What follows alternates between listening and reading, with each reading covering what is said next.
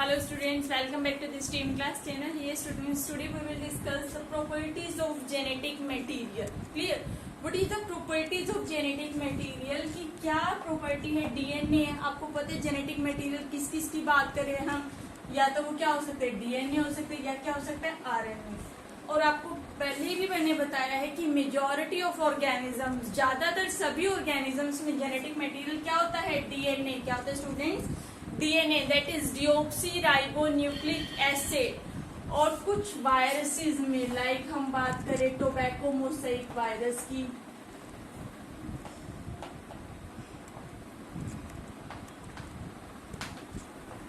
Clear,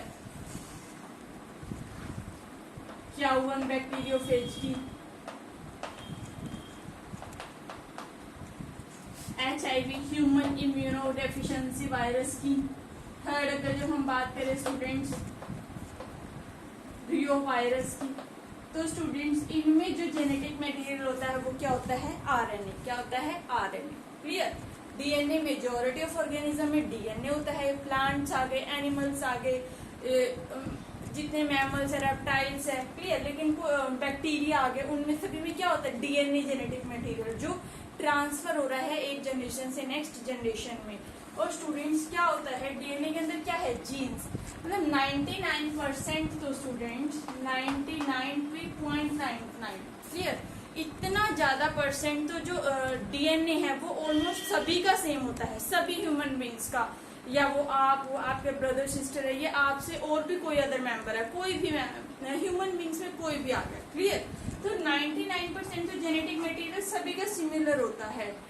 केवल 1% students different होता है, जैसे हम अपने पेरेंट्स से डिफरेंट 1%, वैसे तो बहुत ज्यादा है, लेकिन अगर जो मैच करे डीएनए को तो कितना है, सिर्फ 1% डिफरेंस होता है सभी के डीएनए के कंपैरिजन करे।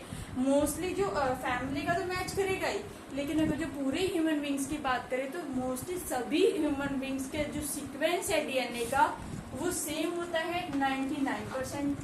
इतना सेम है, डिफरेंस कितना आता है 1%। ये स्टूडेंट, तो आज हम बात करेंगे DNA versus RNA. What is the difference between, क्या डिफरेंस है इनमें। आपको पता है डीएनए स्टूडेंट्स क्या है डबल स्टैंडर्ड, क्या है डबल हेलिकल या डबल स्टैंडर्ड स्ट्रक्चर है। आरएनए स्टूडेंट्स कैसा है सिंगल स्टैंडर्ड।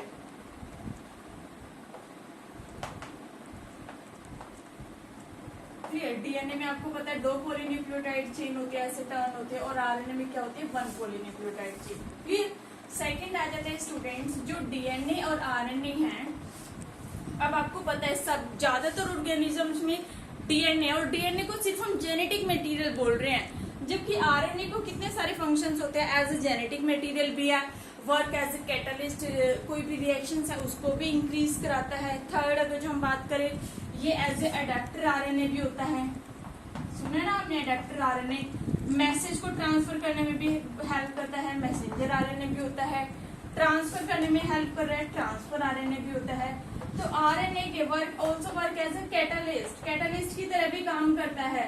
तो आरएनए के तो कितने सारे रूल्स हैं हमें पता है, क्लियर। लेकिन जो जेनेटिक डीएनए है वो तो सिर्फ क्या है जेनेटिक मटेरियल, मतलब जो इंफॉर्मेशन है वो सभी किसमें स्टोर है डीएनए में, clear. DNA is the storage house of information,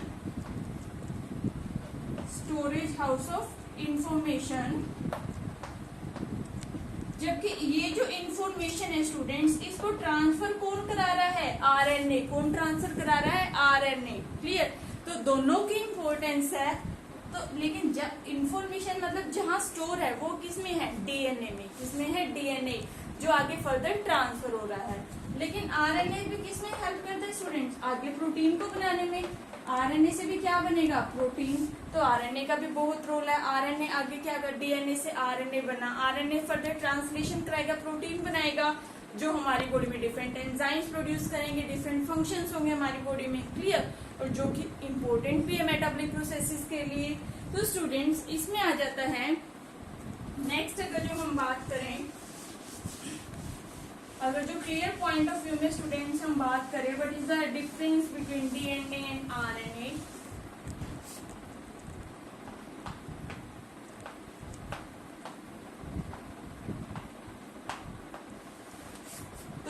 students, DNA आपको पता चल गया। डीएनए क्या है? जेनेटिक मटेरियल होता है।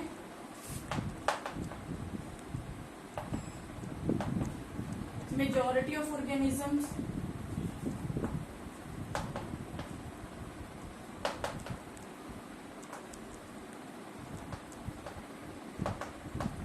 क्लियर। आरएनए भी क्या होता है स्टूडेंट्स? वायरसेस में, in viruses act as genetic material.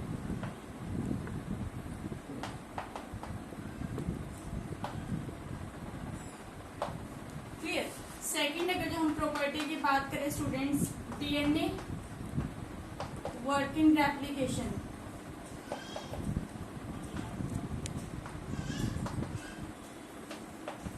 लेकिन स्टूडेंट्स ये फंक्शन आरएनए में भी होता है। जैसे डीएनए रेप्लिकेशन करता है, सेमी कंजर्वेशन बोला जाता है, semi conservative mode of replication, मतलब डीएनए अपनी जैसी ही एक कॉपी प्रोड्यूस कर सकता है। लेकिन स्टूडेंट्स आरएनए भी अपनी जैसी एक कॉपी प्रोड्यूस कर सकता है। तो ये कॉमन होता है, डीएनए में भी रेप्लिकेशन होती है और आरएनए में भी रेप्लिकेशन होती है। ये स्टूडेंट्स, तो कुछ होता है, मतलब मोस्टली हम मेजोरिटी में क्यों बोल रहे हैं डीएनए, क्योंकि डीएनए के ज्यादा रोल है कंपैरेटिव टू आरएनए। लेकिन कुछ सिचुएशंस में जो है डीएनए और आरएनए दोनों का इम्पोर्टेंट रोल है, क्योंकि अब डीएनए ने आरएनए बना दिया, आरएनए तो आगे क्या बनाएगा? प्रोटीन, क्योंकि आरएनए के पास सारे ट्रांसक्रिप्शन मशीनरी है, सारे एंजाइम्स है जो प्रोटीन बनाने में हेल्प कर रहे हैं। फिर स्टूडेंट अब आ जाता है थर्ड हमारा कि डीएनए क्या करता है student? DNA is more stable than RNA। अब रीजन कि डीएनए बहुत ज्यादा स्टेबल कैसी है स्टूडेंट्स? क्योंकि आरएनए क्या होता है students? Is more reactive. RNA is more reactive, RNA बहुत ज्यादा रिएक्टिव होता है। So it work as a catalyst.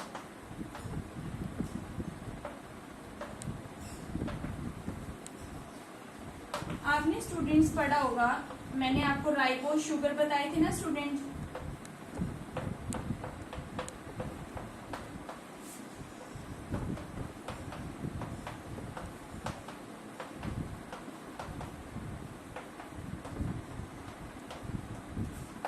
ये राइबोज शुगर होती है जो आरएनए में प्रेजेंट होती है। इसमें स्टूडेंट्स सेकंड पोजीशन पे क्या प्रेजेंट होता है? ऑक्सीजन ग्रुप प्रेजेंट है। जबकि डीऑक्सी में स्टूडेंट्स आपने पढ़ा था, डीऑक्सी में पढ़ा था आपने कि सेकंड पोजीशन पे जो है ऑक्सीजन ग्रुप प्रेजेंट नहीं होता। क्लियर। तो इस पे क्या होता है? ऑक्सीजन ग्रुप प्रेजेंट है, तो ऑक्सीजन का प्रेजेंस होना क्या होता है स्टूडेंट? बहुत ज्यादा रिएक्टिव होना। ऑक्सीजन प्रेजेंट है तो मतलब बहुत ज्यादा रिएक्टिव है, और ज्यादा रिएक्टिव होगा तो क्या होगा स्टूडेंट? तो स्टेबल होगा नहीं, वो जल्दी किल हो जाएगा। इसीलिए क्या होता है, जो आरएनए है वो बहुत ज्यादा रिएक्टिव होने की वजह से अगर जो कोई रिएक्शन हो रही है तो रिएक्ट करके उस रिएक्शन की स्पीड को इंक्रीज कर देता है, इनहेंस कर देता है। क्लियर। सो अब यही जो प्रॉपर्टी है वो किसकी होती है? कैटालिस्ट की होती है। इसीलिए हम आरएनए को क्या भी बोल रहे हैं? Work as a catalyst. Catalyst होते क्या students? Yes, these are the chemicals which enhance the speed of the reaction, जो रिएक्शंस की स्पीड को बढ़ा देते हैं। अब ऑक्सीजन की प्रेजेंस होने की वजह से आरएनए जिसका बना है, किसका बना है? राइबोज शुगर का, और इसके स्ट्रक्चर में ऑक्सीजन प्रेजेंट होती है जो डीएनए में नहीं होती सेकंड पोजीशन पर। तो आरएनए में ऑक्सीजन का प्रेजेंस होने की वजह से आरएनए बहुत ज्यादा रिएक्टिव होता है। अब आप कोई भी केमिकल देख लो, ऑक्सीजन होगी तो क्या होता है? फायरिंग भी हो जाती है जल्दी, क्योंकि ऑक्सीजन क्या करती है? बहुत ज्यादा रिएक्टिव होती है। तो आरएनए में ऑक्सीजन की प्रेजेंस होने से बहुत ज्यादा रिएक्टिव होता है, जिस वजह से उसकी स्टेबिलिटी थोड़ी सी अफेक्ट हो जाती है, और डीएनए से वो कम स्टेबल होता है। एक तो रीजन ये हो गया स्टूडेंट। सेकंड, अगर जो हम रीजन की बात करें स्टूडेंट्स कि डीएनए और आरएनए में और क्या क्या होता है, मतलब और कहाँ कहाँ जो है चेंजेस आते हैं, आपको पता चल गया। RNA work as a catalyst की तरह भी काम कर रहा है। क्लियर। अब डीएनए और भी ज्यादा स्टेबल किस वजह से होता है? आपको पता है डीएनए क्या डबल हेलिकल स्ट्रक्चर है स्टूडेंट्स। जो इसके नाइट्रोजनस बेस है वो क्या है? प्यूरिन्स और पायरिडिन्स। ए और टी, एडेनिन और थाइमिन के बीच में 2 हाइड्रोजन बॉन्ड होती है, और गुआनिन और साइटोसिन के बीच में 3 हाइड्रोजन बॉन्ड होती है। क्लियर। लेकिन जो आरएनए है वो तो क्या स्टूडेंट सिंगल स्ट्रैंडेड, और आरएनए में एडेनिन थाइमिन की जगह क्या होता है स्टूडेंट्स, यूरेसिल। क्या प्रेजेंट होता है, यूरेसिल, जिसको यू से भी डिनोट करते हैं। तो स्टूडेंट्स आरएनए में यूरेसिल प्रेजेंस होने की वजह से और हाइड्रोजन बॉन्ड नहीं होती जो कि डीएनए में ही प्रेजेंट होती हैं, तो इस वजह से भी डीएनए जो होता है ज्यादा स्टेबल होता है। क्लियर स्टूडेंट, इस वजह से भी DNA is more stable then RNA, बहुत ज्यादा स्टेबल होता है आरएनए से। अब आ जाते हैं स्टूडेंट्स नेक्स्ट अगर जो हम बात करें, जो डीएनए है उसमें आपको पता है म्यूटेशन आती है। क्लियर, डीएनए में भी क्या आते हैं, म्यूटेशन आते हैं। म्यूटेशन क्या हो जाता है, change in base pair in the sequence of DNA. अब डीएनए है ये, इसके कोई सीक्वेंस में चेंज आ गया, एटी की जगह क्या आ गया, यू आ गया। तो जीन्स में चेंज आने की वजह से, सीक्वेंस में चेंज आने की वजह से क्या हो जाती है स्टूडेंट्स, म्यूटेशन। क्या हो जाती है, म्यूटेशन। और डीएनए में जो म्यूटेशन होते हैं वो धीरे धीरे आते हैं, ये नहीं एकदम से बहुत सारे सीक्वेंस में चेंज आ गया।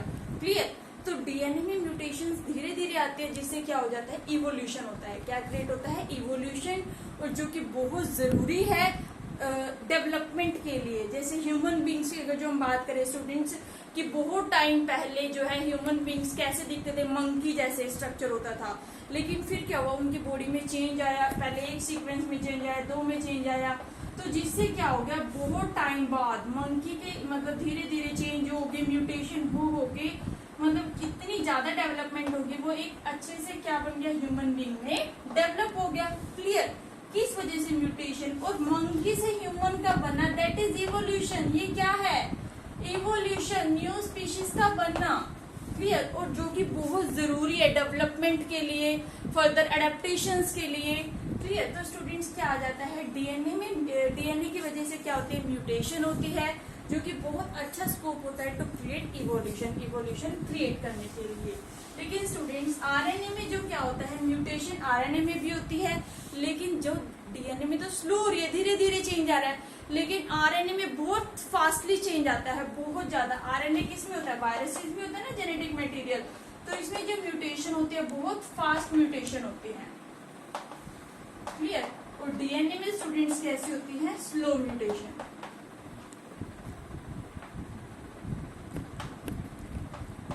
आरएनए में फास्टली होती है और डीएनए में जो म्यूटेशन होती है स्लो होती है। एक हमने बात की थी केमिकल और स्ट्रक्चरल, जो स्ट्रक्चर है डीएनए का वो चेंज होता है आरएनए से, जिसकी वजह से वो स्टेबिलिटी परफेक्ट करता है। केमिकल की हमने बात करी, शुगर के ऊपर आ गया था स्टूडेंट्स, जैसे आरएनए में राइबोज शुगर है जिसमें ऑक्सीजन प्रेजेंट होता है सेकंड ग्रुप पे, जिस वजह से आरएनए ज्यादा रिएक्टिव होता है और उसकी स्टेबिलिटी कम होती है डीएनए से। उस वही स्टूडेंट, वो तो हमने केमिकल नेचर की बात की थी। स्ट्रक्चर की बात की हमने जब कि जो डीएनए है वो डबल हेलिकल स्ट्रक्चर है और उसमें क्या प्रेजेंट होती है, हाइड्रोजन बॉन्ड, जिस वजह से क्या होता है, डीएनए ज्यादा स्टेबल होता है comparative to RNA, comparative to RNA. Clear students, एक तो ये हो गया स्टूडेंट्स। अब आ जाता है कि डीएनए और आरएनए में और क्या चेंजेस आते हैं, म्यूटेशंस आपको पता चल गए स्टूडेंट्स। फर्दर अगर जो हम चेंजेस की बात करें स्टूडेंट्स,